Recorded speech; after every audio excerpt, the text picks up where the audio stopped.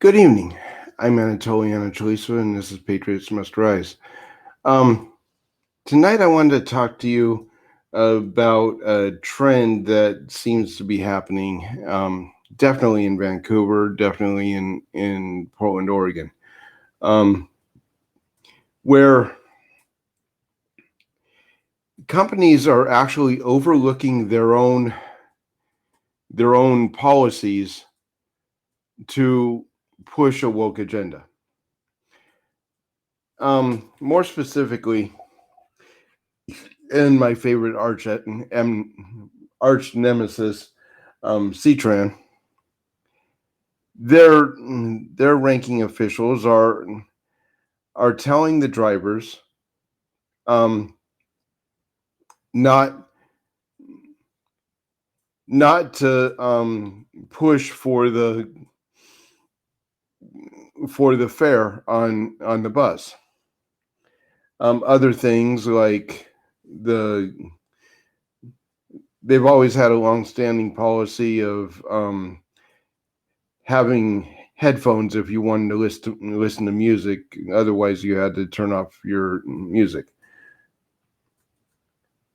Um, part of the reason that I wanted to bring this up is because my wife and I were on the bus tonight, and this Zoomer punk piece of woke shit was playing this garbage um, that I definitely didn't like. That was part of the reason that I spoke up, but also I need to hear the bus telling me what stop I'm at because I can't see it. So I tell him I need him to shut it down. I need him to use his headphones. He turns it up. And then I go, "Sir," and maybe this could have been handled a little bit differently, but I actually wanted to provoke him. "Sir, if you do not turn that shit off, I will shove it up your fucking ass." And he goes, "Are you threatening me?" I smile and say, "Hell yes." And then that becoming a big altercation. My wife speaks up and goes, "Please turn it off. My husband's blind. He needs to be able to hear the bus or the bus stops." He goes, "Oh, so what are you going to do? You're blind. You can't see me." Like, um, you really shouldn't be underestimating me. And finally, he shuts it down. He goes, "When you said that, I was in the process of shutting it down." No, you actually turned it up, but he said that he was in the process of turning it down. Then he gets up, gets behind me by a seat or two, um, and says, "I really don't want to kick a blind man's ass." I really wanted him to throw a punch. I really did. Um, People don't realize what you actually gain when you lose your sight, but I'm very good at catching a punch for an arm bar, breaking that arm, and using that arm to strangle somebody. And that's what I was planning to do. I really, really was hoping that he would do that.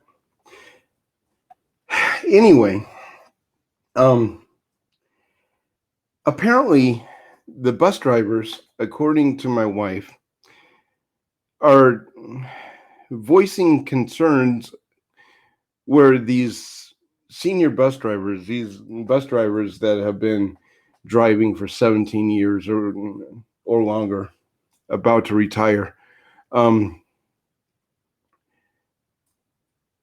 are being told that they can't. They get disciplined if they uphold the rules on the bus. Apparently, it's bad customer service to require somebody to pay a fare. Excuse me? Bad customer service to require somebody to pay a fare. You're not a customer until you actually paid that fare. Or is that completely escaping me? Please let me know in the comments, because that one's like really yeah, I'd really like to know where you stand on that one. But they're getting disciplined for saying anything against the customer or the passenger. Let's call them passengers, because most of them these days don't pay, and it's very evident that they are taking advantage of that. If you are a driver and you're voicing any concern about behavior or whatever, you're automatically reprimanded for disciplinary action because you're exhibiting bad customer service.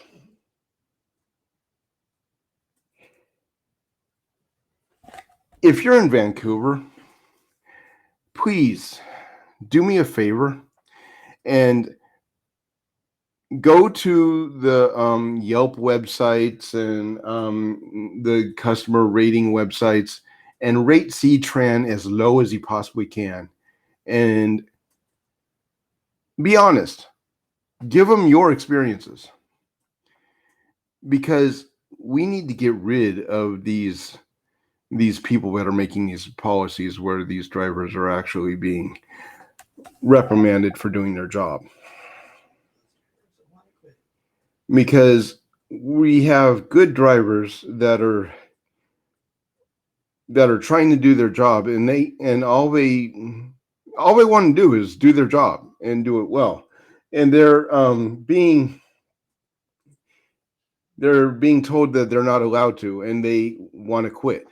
These are drivers that have been there. They're probably turning their 25 years, 17 years. They know Vancouver better than the back of their hand, and most of them don't live in Vancouver. They live in Portland for whatever reason. I'll never understand that. But that's neither here nor there. They have become a part of the infrastructure of the neighborhood. The locals know them by name. The regular passengers stand up for them when a driver is threatened or treated badly by a customer. It's something that needs to be addressed, and you can't address it through the customer service communication lines or whatever, because apparently this is some kind of woke agenda that they're pushing, and it's become very clear that this is not the only city that is doing it. Vancouver, Washington is only a symptom of the problem. We're seeing it in London. We're seeing it in Chicago, New York. Basically, the paying customers have no rights, and the people that are becoming the threat to our society have every right. The only way that can turn around is if the people that are riding these buses are speaking out against it in ways that are beyond the human resources and customer service lines of the entity that you're dealing with, because it is the entity that is intentionally perpetuating this.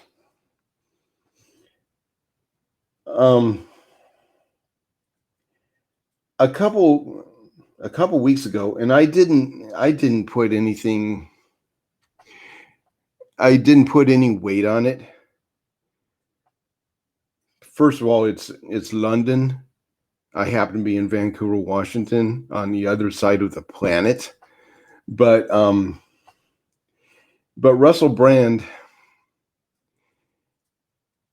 on his locals feed published an article where he's saying that the public transit system of London has become completely free.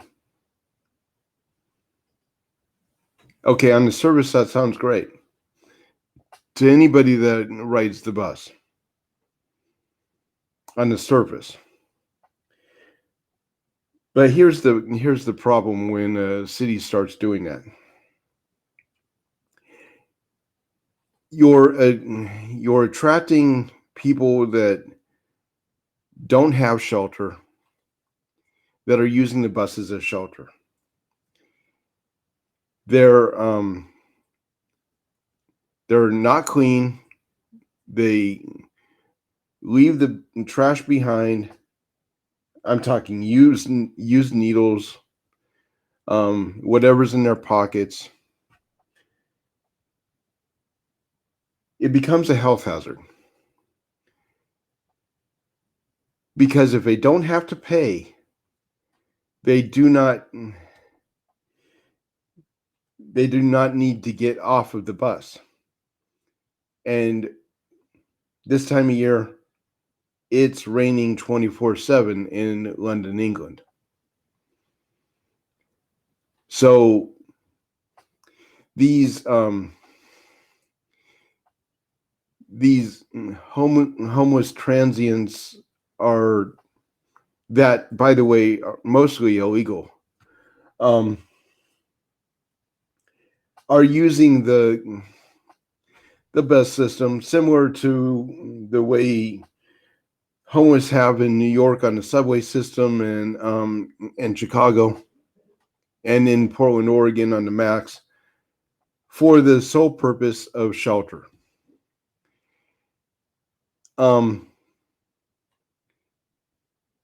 What that means for the paying customer is they get onto the Max, they get onto the subway system, the light rail, the L, and they're immediately overcome with the smell of urine, the smell of human feces, wet dog, because for some reason homeless always have a dog, and the city doesn't keep up on it. The transit system can't stop the line every single time somebody does something on the bus. They don't even notice sometimes. And then you have an era of complacency that comes with it, because people become conditioned to just accept that all this weird stuff is going on these transit systems. The Chicago and New York transit systems are actually famous for women being raped in plain sight on on the buses. And that was back in the 90s. So I don't know what it's like now, but I think my point's being made. This is a woke agenda that is intended to condition people to accept the worst. People call me a conspiracy theorist, but honestly, if you look back on the older podcast episodes, everything that I've predicted has come true so far. I'm batting 1,000% so far. So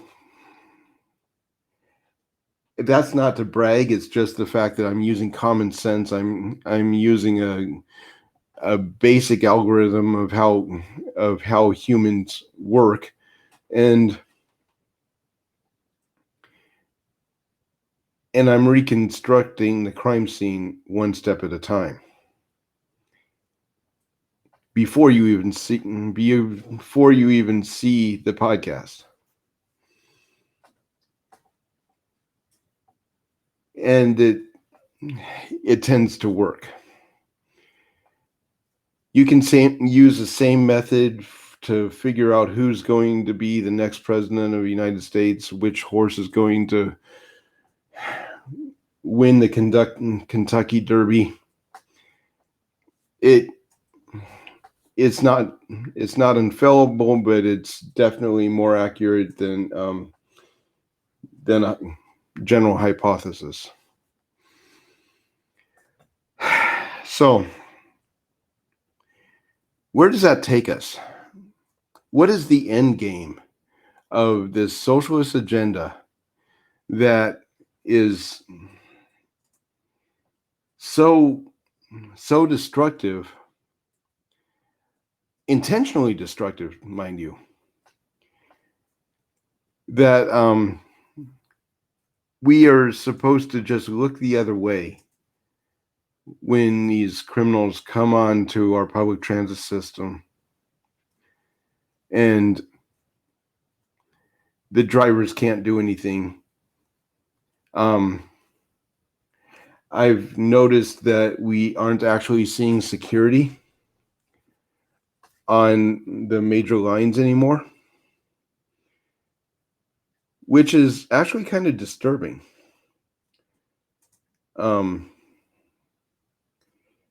Because I ride these buses every day, and the green line, the red line, have always had a security guard going from one end of the line to the other,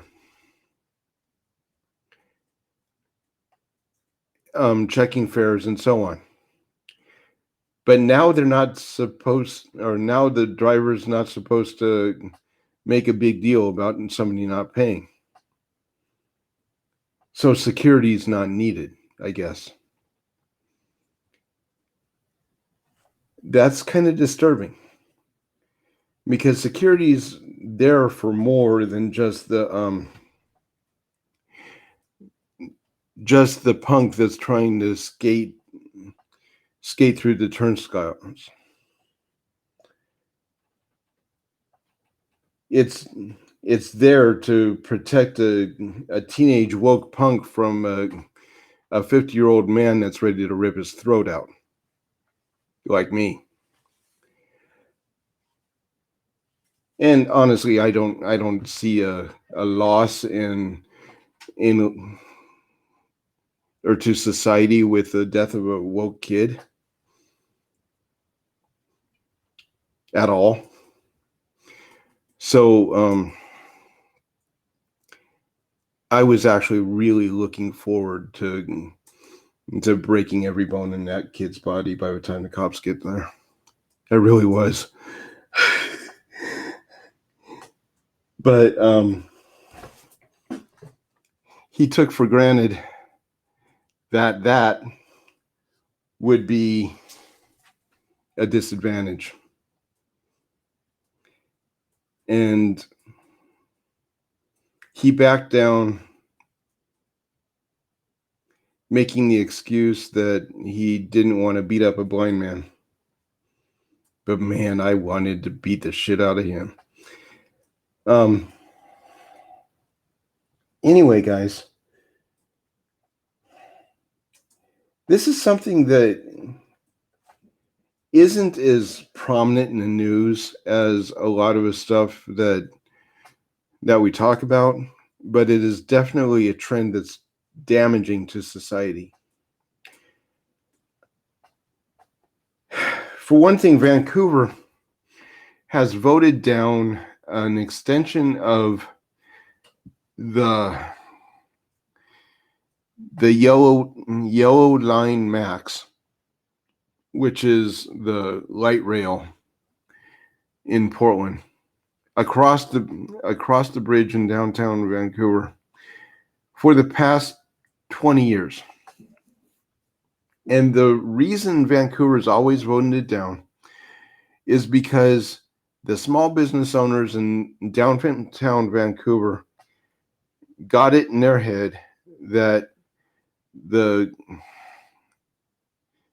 yellow line coming to Vancouver would bring in more crime. And yet they're not actually arguing that the bus drivers allowing transients onto the bus without checking fare or enforcing fare isn't encouraging more crime. Just something to think about. I know this is a local story that well, most of my viewers right now are coming out of Poland and Ireland, so I'm sure you guys can relate. But for the few that actually do watch this podcast in America,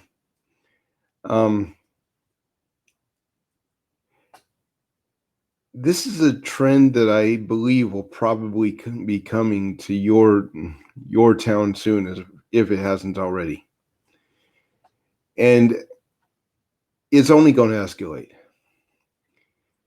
We've went from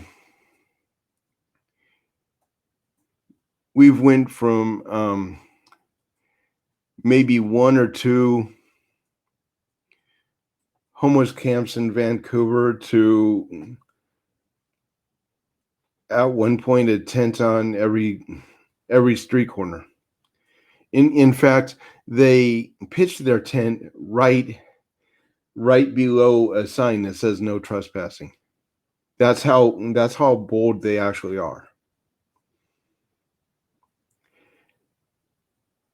So it is an issue that you might want to kind of nip at the butt if you can before it actually becomes a problem.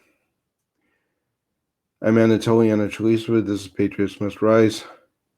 Please like, subscribe, live free, die well. But most of all, love your neighbor as Christ has loved you.